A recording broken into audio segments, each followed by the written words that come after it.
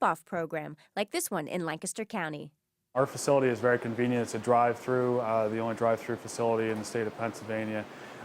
It's easily accessible. People can just drive in, pop their trunk or open their back door, and we have staff here that will help them to unload the material.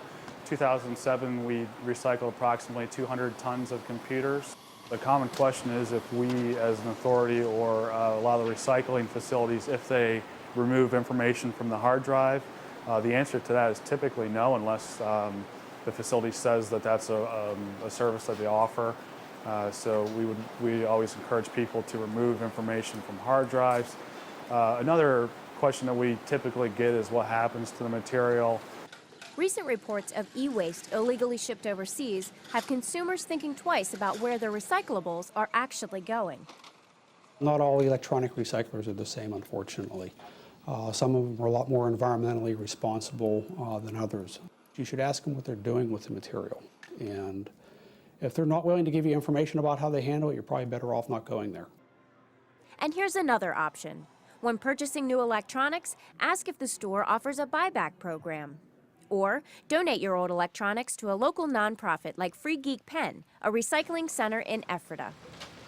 Here's a microfilm viewer. Here's the bottom part to an Apple computer. Docking station for a laptop. Space to a telephone. There's an old Tandy, one of the first computers ever made. But yeah, you dig through these boxes long enough, you'll find all kinds of interesting stuff. Free Geek Pen recycles used technology and provides computers to those in need. And it's all done with the help of volunteers. They take apart the components and separate the scrap from reusable material. Working equipment is refurbished and given new life. We have given some to the disabled. We've sent some to Africa, some to Ghana, and other various parts of third world countries, Argentina. You don't want it in the landfill because it can destroy acres of land. With one monitor thrown into a field can destroy acres of land. At Free Geek Pen, volunteers are their greatest asset. Kids have a blast doing this. They have a natural ability for tearing things apart. I haven't met a kid yet who didn't want to do some kind of want or destruction. I haven't had a single kid who's come into the shop that didn't have fun doing this.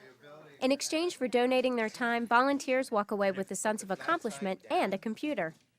If they work here for 40 hours, they do receive a computer, monitor, keyboard, and mouse.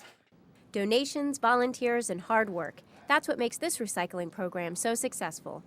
People they come in here and they tell us, we don't know what to do with our stuff. We're so glad that you're here because we have some place to take it. The more the better.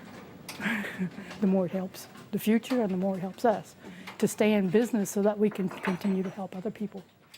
For Smart Talk, I'm Heather Woolridge.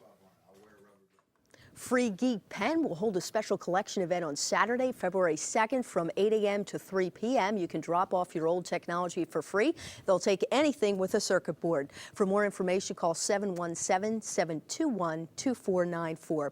Well, here to continue the discussion on electronic waste and recycling are Tom Fidler, Deputy Secretary for Waste, Air, and Radiation Management for the Pennsylvania Department of Environmental Protection, and Noel Sufrin, General Manager of PC Parts Incorporated in Harrisburg. Who knew that being a geek was so cool, right? That's great. Well, listen, I want to start with you first, Deputy Secretary. What laws govern the disposal here in Pennsylvania of these kind of electronic waste products? Basically, there's no laws currently in effect that govern or ban the disposal of these materials from our landfills currently.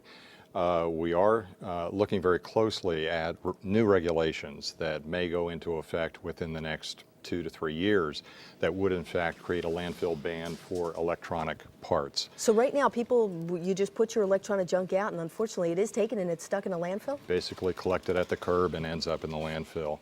How are you monitoring then, like what's happening once at the landfill, leaching into the water and the soil? Good question. The design specifications for our municipal waste landfills are very stringent. They're double-line facilities. We've not seen groundwater contamination by way of breaching of liners since the inception of the landfill program. So We believe that the facilities are safe.